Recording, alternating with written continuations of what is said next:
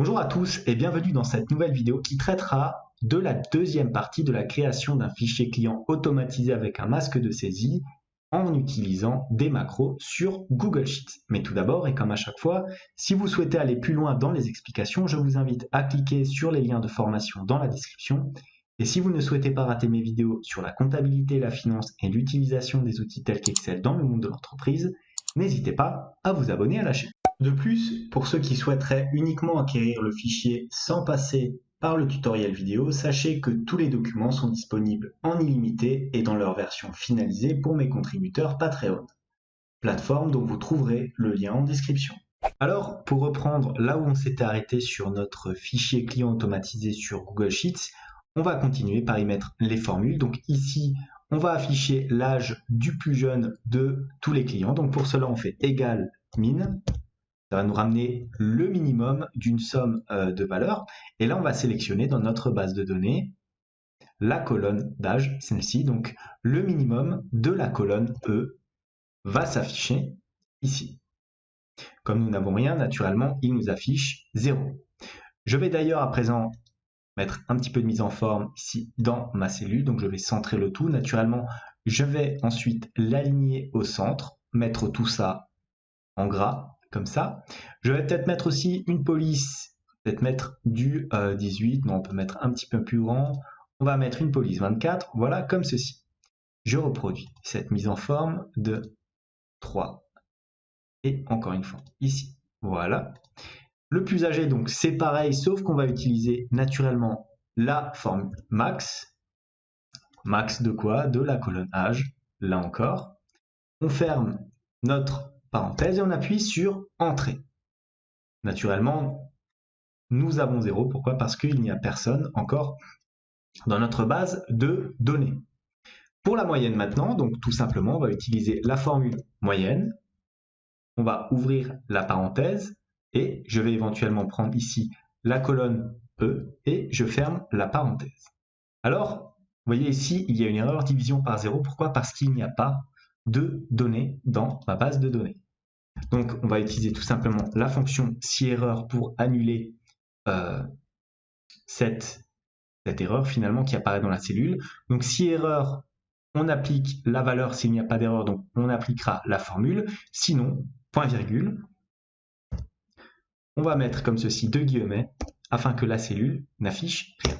On appuie sur Entrée. Ici, la cellule n'affiche rien. Regardez, si maintenant je mets un âge, par exemple, je mets 10 ici dans ma colonne d'âge, je vais me retrouver avec les mêmes valeurs partout. Pourquoi? Puisqu'il n'y a qu'une seule valeur. Donc, le plus jeune, ce sera celui à 10, le plus âgé, celui à 10, et naturellement, la moyenne sera de 10. Si maintenant, j'en rajoute un et que je mets comme âge 30, je me retrouve ici, regardez, avec le plus jeune à 10, le plus âgé à 30 et l'âge moyen à 20 ans.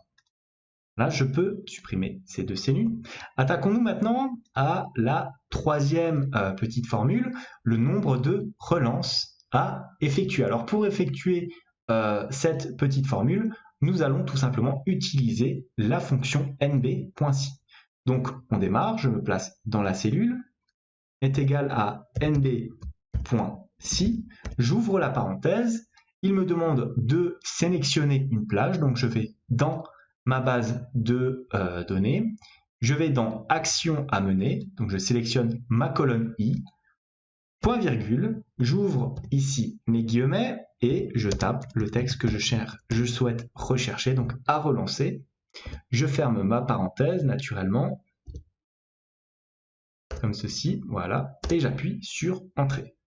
Il y a 0 relance à faire, regardez si maintenant j'en rajoute une, voilà.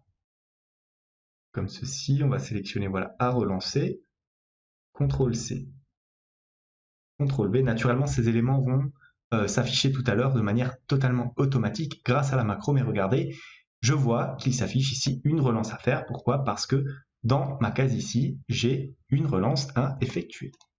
Comme ça, je vais enlever éventuellement la mise en forme en faisant un retour, voilà, comme ceci.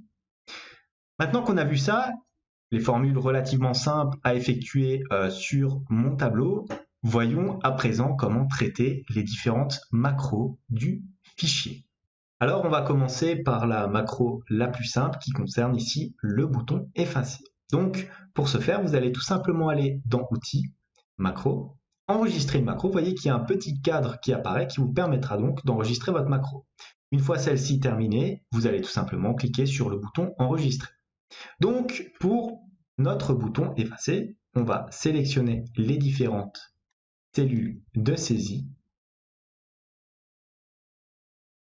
On va appuyer plutôt sur la touche Supprimer du clavier. Regardez, Action 1, supprimer les valeurs. Donc, il supprimera les valeurs ici. Et ensuite, on va se placer à nouveau ici dans le champ Nom. Et on va enregistrer notre macro. On va l'appeler Effacer. J'appuie sur Enregistrer. Vous voyez qu'il enregistre ma macro. Maintenant, je vais sur le bouton ici.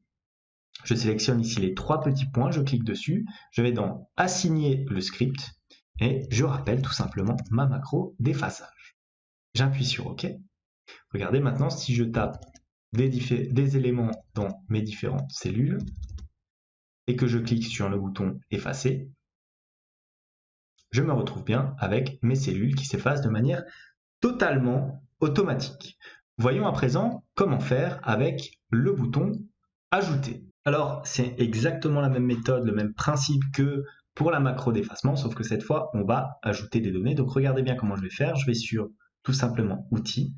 Je vais dans Macro, Enregistrer macro, tout à fait comme on a fait tout à l'heure. Ensuite, je vais aller dans Base de données. Regardez ce que je vais faire. Je vais, dans un premier temps, sélectionner cette ligne-ci, faire un clic droit et insérer une ligne au-dessus. Ensuite, je retourne dans mon onglet de saisie et là, je commence tout simplement à copier-coller les différentes informations qui devront donc apparaître ici dans ma base de données. Donc, on fait un CTRL-C, CTRL-V de chacune des cellules de saisie que l'on place naturellement dans la colonne correspondante.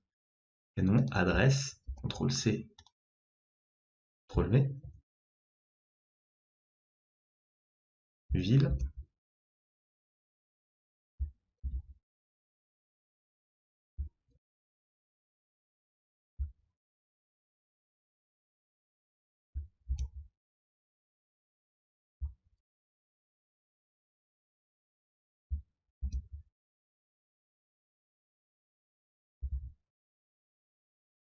Origine, CTRL-C, CTRL-V.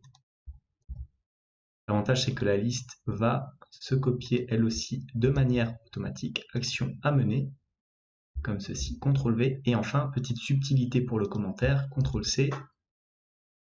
Vous faites un petit clic droit ici, effectuez un collage spécial et vous ne collez que les valeurs. Comme ceci, vous retournez ici, là et là. Vous enregistrez votre macro et vous la nommez tout simplement Ajouter. Vous cliquez sur Enregistrer, comme ceci. Voilà, maintenant vous pouvez assigner, regardez, votre script, donc que vous avez appelé tout simplement Ajouter. Vous appuyez sur OK. Regardez, si maintenant je tape différents éléments, donc par exemple, je mets un nom, on va l'appeler Martin, Jean, suite, voilà, on n'est pas obligé de remplir toutes les villes. On va mettre, voilà, âge, on va mettre 30. Origine, on va mettre éventuellement Internet. Éventuellement à relancer pour voir si nos indicateurs vont se placer correctement. Regardez, je clique sur le bouton ici Ajouter. Regardez, mon script est en train tout simplement d'ajouter mon client. Voilà. Ici, donc j'ai Martin qui a les différents éléments ici qui s'affichent. Naturellement, cette ligne-là, la mise en forme, vous pouvez la supprimer puisqu'il s'agissait de l'exemple de la macro. Et voilà. Vous allez maintenant dans votre petit onglet ici de saisie et vous pouvez éventuellement cliquer sur effacer. Regardez ici, avec un seul élément, on voit que mes indicateurs se mettent à jour automatiquement. Pareil pour les relances à faire. Si maintenant je vais sur effacer, regardez, voilà, j'ai mon petit masque de saisie qui s'efface de manière totalement automatique. Maintenant, je vous propose d'améliorer tout simplement cette mise en forme. Regardez, je vais aller dans mon gestionnaire de script. Donc pour cela, je vais dans Outils, Éditeur de script. Vous voyez qu'un nouvel onglet va s'ouvrir. Donc je vois le code de ma macro. Vous voyez qu'ici, on a le code de ma macro effacé et là, le code de ma macro ajouté. Je vais faire en sorte maintenant à ce qu'il y ait une petite boîte de dialogue qui s'ouvre à l'utilisateur une fois qu'il aura saisi les différents éléments de sa base de données. Donc pour cela, regardez, je vais tout simplement rajouter cette petite ligne de code, browser, voilà. Donc ça va afficher une interface avec l'utilisateur, point. Là, on souhaite quoi? On souhaite un message, donc on sélectionne message box comme ceci. Ensuite, on ouvre la parenthèse, on met un petit point comme ça. String, alors que veut dire string en langage informatique? C'est tout simplement des lettres et des mots que l'on devra appliquer à notre fichier. Donc, je vais tout simplement dire comme message nouveau client ajouté. Voilà. Un macro se termine comme ceci. Regardez, si maintenant je relance ma macro, alors éventuellement si je l'exécute, voilà, exécution terminée, je vais l'exécuter maintenant ici, regardez, je vais mettre les petits éléments, voilà, comme ceci, je clique sur ajouter tout simplement, regardez, il fait exactement comme tout à l'heure, voilà. Et à la fin, il me met un petit panneau, nouveau client ajouté, j'appuie sur OK, et regardez, ma macro est terminée. Je peux cliquer ici sur effacer et j'efface donc les différentes données. Pour perfectionner cette macro, nous pouvons aussi rajouter à la fin de notre macro d'ajout tout simplement la macro d'effacement. Pourquoi? Parce qu'une fois qu'on a terminé la saisie de notre client, il n'y a plus d'intérêt à ce que celle-ci se retrouve avec le client que nous avons tapé dans notre masque de saisie. Donc tout simplement, vous allez copier ici votre macro effacée et la coller en fin ici de votre code de macro.